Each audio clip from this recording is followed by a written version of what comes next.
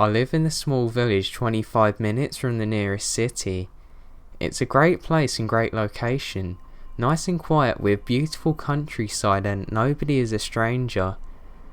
If the city calls, which it often does as most of my friends live that way, there's an easy bus journey, although it never runs as scheduled, so it goes.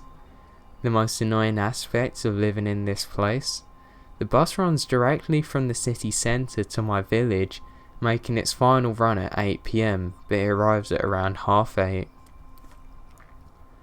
Now I'm 23 and before that I was 18 and other ages where drinking and partying happened. I never made that bus.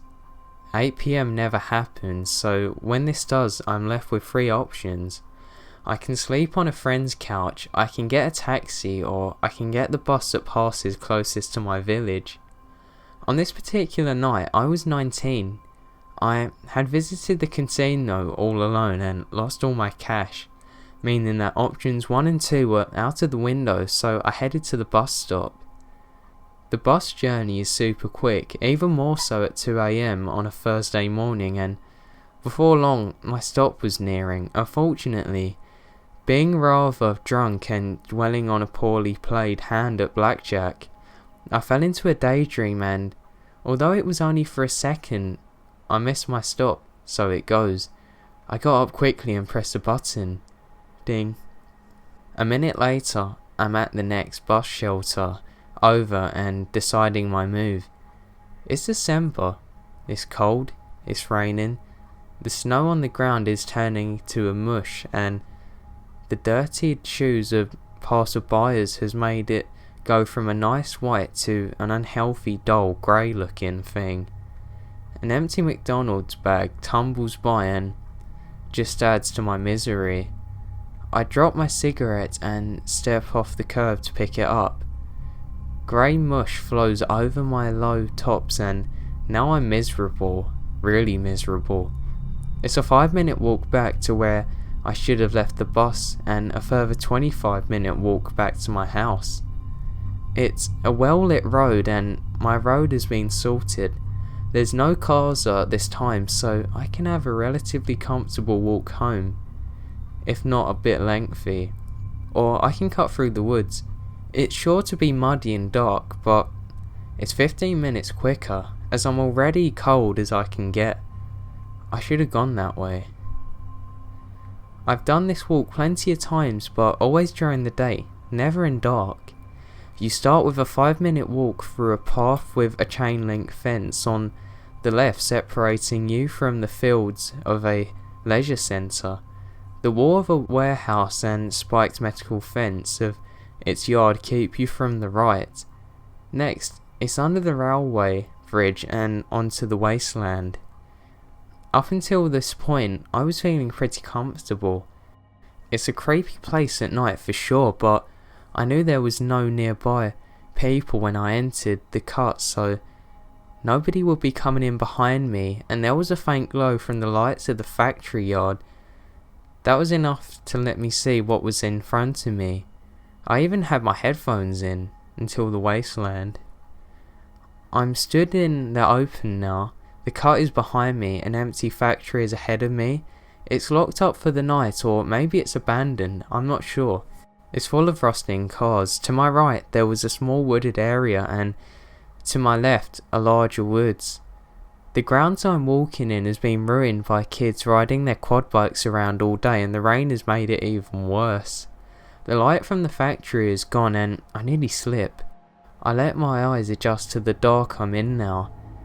At this point I get a strange feeling and I was almost sobered instantly. Now this feeling has been described plenty of times around here and described well enough that if you haven't experienced it firsthand, then you've not really got a good idea of what it must be like. It's a feeling that you're alone. It comes from your gut and will let you know when you should be alone. There's nothing more unsettling.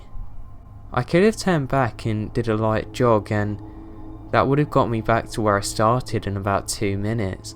I'd have a half-hour walk, but I'd be feeling pretty fucking comfortable during it compared to right now. However, I couldn't see anyone, I couldn't hear anyone. There was just no way that I would be turning back this time. I laughed as I was thinking of how far the walk was ahead. Soon I'd be in my warm bed. Only 10 minutes away if I carried on now. By this point, I'd been thinking about what I should do for a couple of minutes, and it occurred to my paranoid mind that by now somebody could be well on their way through the cut and towards me, so I continued on quickly with my earphones no longer playing just to be safe. The last part of the walk that is considered considerably creepy is the walk between the large woods and the factory.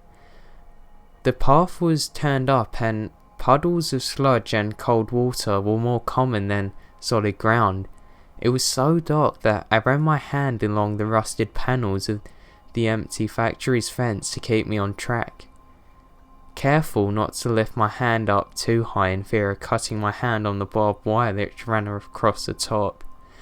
To the left was the woods, and after a brief look into them as I entered the path, I decided they were sufficiently nope to not look anymore. The trees were so bare and threatening, and it was getting dark and I couldn't see more than 10 foot in front of myself. It gave the illusion that I was further from society than I actually was. Then I was falling over. I had kicked a large stone on the floor and it had sent me tumbling onto the ground. Luckily I didn't land into a puddle and was no worse for my fear as I got to my feet. Snap, snap, crunch. Even remembering that noise will ruin even the calmest of my moods now. My eyes widened and my stomach became the floor. I instinctively span around to see who had stepped out from the woods, and I saw him as he stepped out into the path. There actually was someone following me. My instinct was right. First facing away from me briefly, as if to check behind him, and then towards me. He was 15 foot away. He was tall, over 6 foot by a fair chunk, and he was broad. His hair was long and it covered half of his face as he hung his head, either looking straight towards the floor or up at me. I couldn't tell. I was totally sober now, and although I was aware I was breathing heavily, I couldn't hear myself from the sound of my own heart in my ears and chest. I wanted to say something that made me seem like I was an easy target for whoever it was. What? Is all I managed to say in my fear as he stood there, not saying anything to me. I didn't know what to do. I could run at him and fight. I could run into the woods. I could ring the police quickly. I did my best to calm myself down and start to think clearly, but right then, he started to walk towards me, slowly but deliberately. He lowered his head further to the ground. I just turned and sprinted. I heard heavy splashes behind and knew that he wasn't just walking now either. I just fucking kept sprinting, praying I wouldn't be caught and praying that I wouldn't trip or fall. If I fell now, nobody would know where I am. It's too dark to see what's going on. Fuck. I ran out from the woods. I kept sprinting up the hill through my park, waiting for his hand just to grab me at any second.